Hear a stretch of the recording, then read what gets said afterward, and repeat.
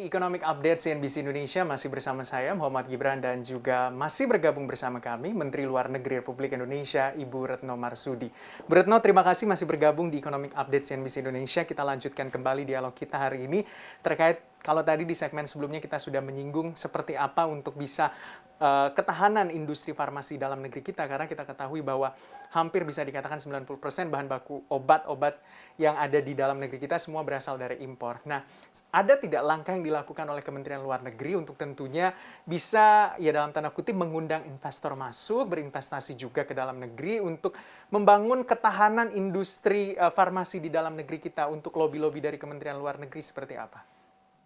Ya, jadi kita sudah mulai membahas isu mengenai ketahanan kesehatan itu bersamaan, paralel pada saat kita mencoba untuk memenuhi kebutuhan saat ini. Nah, saya masih ingat misalnya dari BUMN kita, Bio Farma, waktu itu melakukan kerjasama dengan CEPI. CEPI itu lebih banyak kepada research and development obat-obatan, vaksin. Kita kerjasamakan sehingga paling tidak in terms of capacity ada kerjasama yang sifatnya sudah betul-betul pada tataran multilateral. Itu salah satu terkait dengan capacity. Terus kemudian tadi pertanyaannya mengenai masalah investasi. Kita bicara dengan banyak pihak, dengan Amerika, dengan Rusia, dengan RRT, dengan banyak pihak untuk membahas mengenai kerjasama di bidang produksi obat-obatan, vaksin, dan lain-lain di Indonesia. Dengan Tiongkok misalnya, waktu State Councilor Wang Yi berkunjung ke Indonesia yang terakhir, kita membahas mengenai kemungkinan Indonesia menjadi hub vaksin untuk Asia Tenggara. Sebenarnya kalau dilihat dari sisi kapasitas kita untuk memproduksi vaksin ini tidak ada kaitannya dengan COVID ya, vaksin secara keseluruhan termasuk polio dan sebagainya, maka yang diproduksi Bio Farma itu merupakan produksi yang paling besar di Asia Tenggara. Tetapi dengan perkembangan dunia lebih banyak penyakit dan sebagainya, dan kita tahu pandemi ini bukan pandemi yang terakhir, maka kita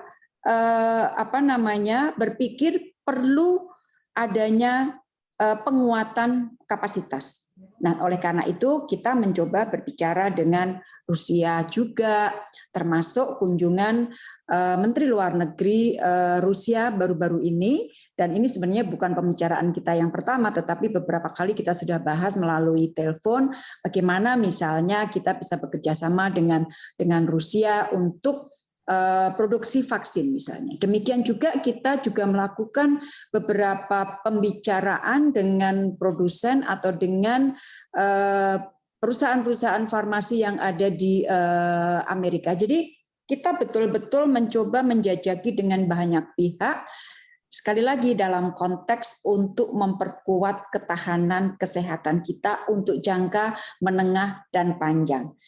Plus, jangan lupa kita sedang mengembangkan beberapa kandidat vaksin, misalnya vaksin merah putih, yang mudah-mudahan hasilnya baik. Karena pengembangan vaksin ini bukan sesuatu yang mudah, tetapi kita berdoa mudah-mudahan hasil yang dikembangkan di Indonesia hasilnya bagus sehingga itu akan menjadi penopang dari kekokohan ketahanan kesehatan Indonesia di masa depan. Bu, berbicara soal vaksin merah putih yang insya Allah tentunya juga hasilnya sesuai dengan ekspektasi kita, harapan kita bersama. Ketika misalnya itu sudah mulai proses distribusinya, apakah Indonesia juga akan memerankan peran begitu sebagai negara yang bisa memberikan vaksin atau mungkin menjadi produsen vaksin secara global, Bu, melalui vaksin merah putih ini?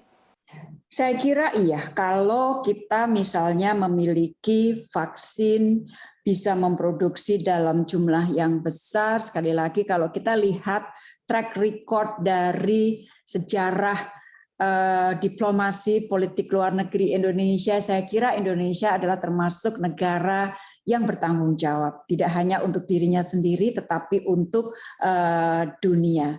Nah, dalam konteks itulah maka pengembangan vaksin sendiri maupun berdasarkan kerjasama dengan pihak lain itu ditujukan selain untuk diri kita sendiri, tentunya kita tujukan untuk membantu dunia.